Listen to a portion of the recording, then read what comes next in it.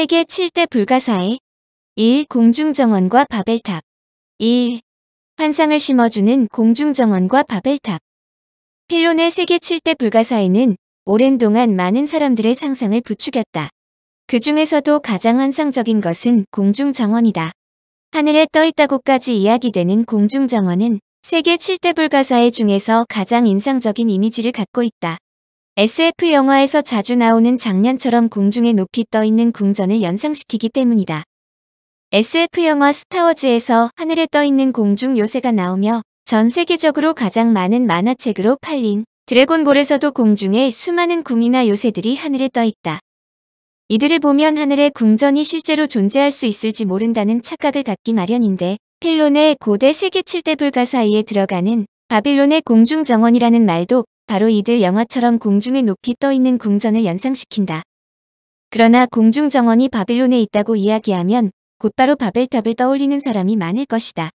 바벨탑은 신에 도전하여 하늘까지 올라가려고 엄청나게 높은 탑을 쌓았다고 하는데, 속된 말로 하늘까지 오르기 위해 쌓았다고 하니 얼마나 높았을까 궁금하지 않을 수 없다. 이는 공중정원과 바벨탑이 같은 틀에서 움직인다는 것을 의미한다. 공중정원과 바벨탑이 있는 곳은 현재 이라크의 바빌론에 있다. 그런데 세계사에서 가장 중요한 장소 중 하나인 바빌론은 2019년에 유네스코 세계유산에 지정되었는데, 바빌론이 이렇게 늦게 지정된 것은 세계 정치역학과 관련이 있다. 바빌론은 이라크의 바그다드에서 85km 정도 떨어져 있다. 이라크의 사담 후세인 대통령은 메소포타미아의 핵심인 바빌론이 당연히 유네스코 세계유산으로 들어가야 한다며 1983년 유네스코 위원회에 지정을 신청했다. 특히 후세인은 인류 문명의 가장 오래된 장인 바빌론 없이 역사와 문화를 논할 수 있느냐고 바빌론의 유네스코 세계유산으로의 지정은 당연하다고 강조했다. 그런데 바빌론이 당시 유네스코 세계유산으로 지정되는 데는 몇 가지 문제점이 있었다. 세계 역사를 주름잡던 바빌론은 매우 큰 구역으로 외부성의 둘레가 15km나 될 정도로 거대하지만 대부분 폐허로 형체조차 알기 어려울 정도였기 때문이다.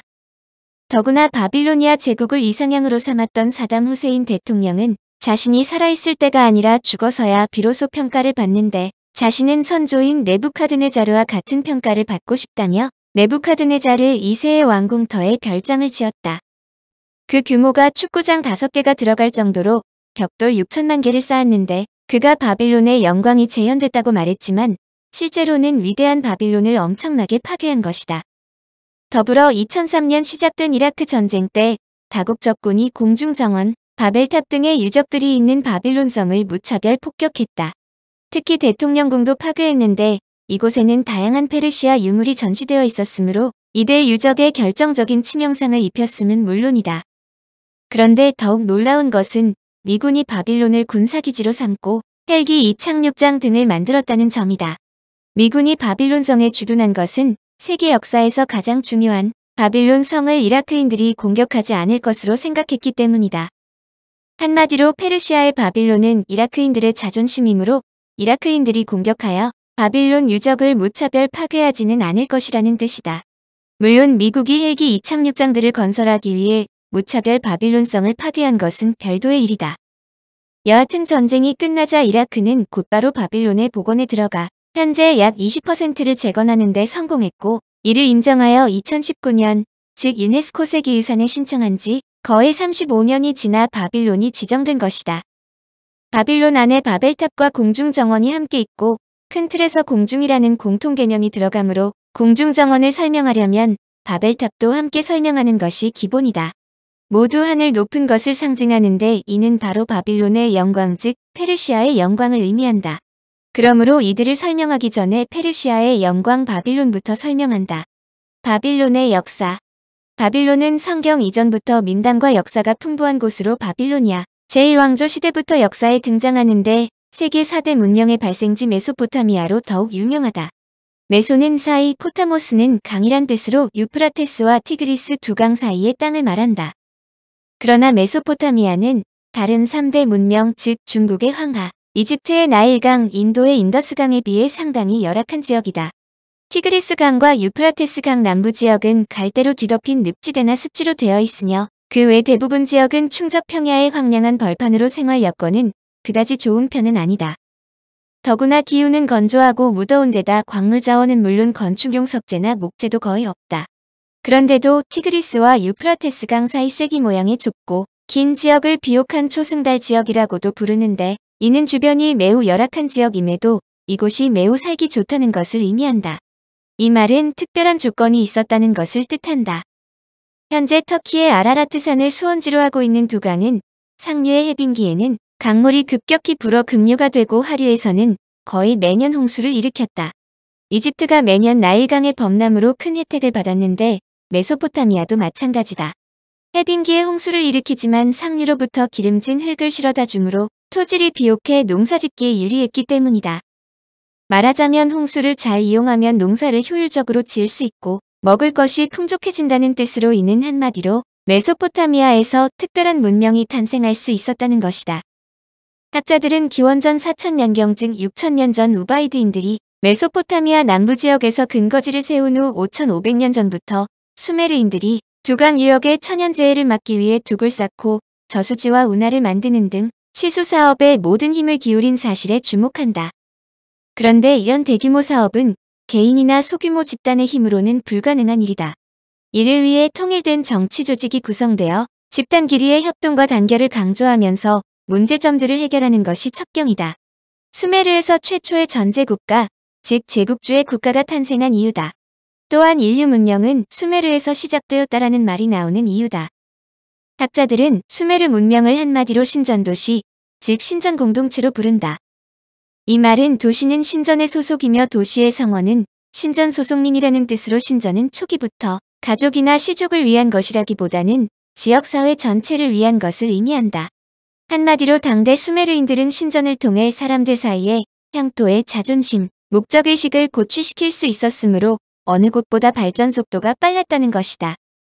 그렇다면 메소포타미아 지역이 상당히 열악한 지역인데도 수메르가 세계 최초의 문명 중 하나를 이룬 요인이 무엇이냐가 궁금하지 않을 수 없다.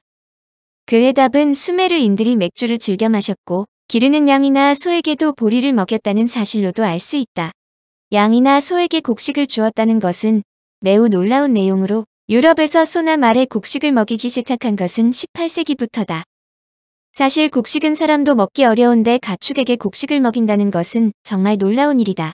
그러나 이 말을 역으로 생각하면 당시 수메르인들은 곡물을 동물에 먹일 수 있을 만큼 곡식이 풍족했다는 것을 의미한다. 학자들이 수메르에 놀라는 것은 당대의 곡식 생산량이 상상을 초래하기 때문이다. 고대의 농산물 재배는 매우 열악하여 곡식 씨앗당 수확량은 매우 저조했다. 로마에서 보리 씨앗을 파종할 경우 파종량의 4배 이상 수확하지 못했다고 설명한다. 세월이 한참 흐른 후인 중세시대에도 많아야 5에서 6배 정도였다. 그런데 수메르는 기원전 2350년에 놀랍게도 약 80배의 수확한 적도 있으며 대체로 파종량의 20배 정도를 수확했다고 한다. 유럽에서 파종량의 20배가 된 것은 몇백 년이 되지 않는다. 더욱 놀라운 것은 수메르인에 의해 경작된 농토의 면적으로 우르제 사망조 시대의 라가시에서의 직영 면적이 무려 250제곱킬로미터인데 이는 여의도의 약 100배를 의미한다. 보리나 밀 등 곡물을 동물에게 먹였다는 것이 결코 과장이 아니다. 수메르가 인류사에서 중요하게 인식되는 것은 수메르인이 현대 문명에 미친 영향이 매우 크기 때문이다. 우선 수메르인들이 점토판에 기록, 즉 역사적 사실을 남겼다는 점이다. 그들은 점토판에 갈대 끝으로 만든 가는 펜을 눌러 문자를 새겼다. 이 때문에 서령 문자 또는 쐐기 문자라고 부르는데, 이들이 만든 글이 현재 영어 알파벳의 원전이다. 수메르 문자의 중요성은 수메르가 멸망했지만 그들의 문자는 계속 전달되어 수메르어가 당대 세계 공용어가 되었다는 점이다. 현재까지 발견된 점토판만 해도 수십만 장인데 대부분 행정, 경제상의 내용을 담았지만 신화나 전설 등의 문학작품을 포함하여 교육용 교과서는 물론 노트도 발견된다. 그러므로 수메르어를 모르는 서기는 서기가 아니다라는 기록도 있을 정도다. 과학 분야의 발전도 놀라워 그들은 십진법과 육십진법 등 수학은 물론 오늘날 지구인들이 사용하는 시계의 분과 초도 수메르인들의 작품이다. 바퀴 달린 수레를 사용하여 인간의 노동력을 절감시켰는데 그들은 바퀴를 축에 부착시켜 한 마리의 소가 예전에 2에서 3배의 짐을 끌 수 있도록 했다. 더불어 원통 인장을 고안하였고 금은 세공수를 발전시켰고 모자이크 예술도 선보였다. 수메르인이 활약하고 있을 때인 기원전 27세기에 고대왕 중에서 가장 유명한 사람 중 한 명인 길가메시가 태어난다. 메소포타미아의 영웅 중 영웅으로 그리스의 영웅 헤라클레스의 원형으로 생각한다. 특히 홍수에 대한 내용이 노아의 홍수와 다름없는데 이 부분은 노아의 홍수장에서 별도로 설명한다. 청취자에게 원하는 것은 1. 구독 2. 좋아요